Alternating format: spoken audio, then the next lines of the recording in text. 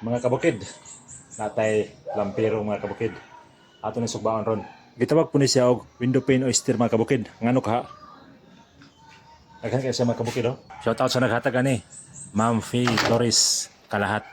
Thank you ma'am. Sa pagsugba ni mga kabukid, pwede rin ibutang nato sa kalayo. Pero mas lamig sa mga kabukid, kung ibutang nato siya sa atop kanang sin. Ato na isugba mga kabukid. Atong i-file. Dapat dili magsapaw-sapaw kay mabuka ni siya mga kabukid. Dahil mas nindot yun siya isugba mga kabukid kung ang kalayo gaulbo-ulbo para luto kay siya mga kabukid. Kung maigo siya sa init mga kabukid, mabuka siya dahil makita na to nga magbula-bula. Makaon na siya mga kabukid pero mas lamig ito mga kabukid katong mawala na yung bula. Kaya luto nagikay siya kayo.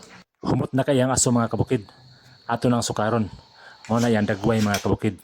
Perti ang nindota kay mga kabukid. Sayon na kay siya abrihan. Nice suka mga kabukid. Suka nga pinakurat. Mag-abrita karon og isa mga kabukid. Atong hinahinayon pag-abri. Kaya ron dili masayang ang iyang sabaw mga kabukid. Okay.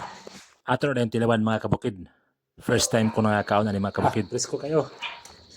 Itong kaunon, ayan, tabutang suka. 96% ang iyang calcium carbonate mga kabukid. Napagin sa iron, zinc, sodium o copper. Dayon taas kaysa vitamin A. O daghan pagid mga kabukid. Mangita pataglaan mga kabukid. Kay purtaging lamia mga kabukid.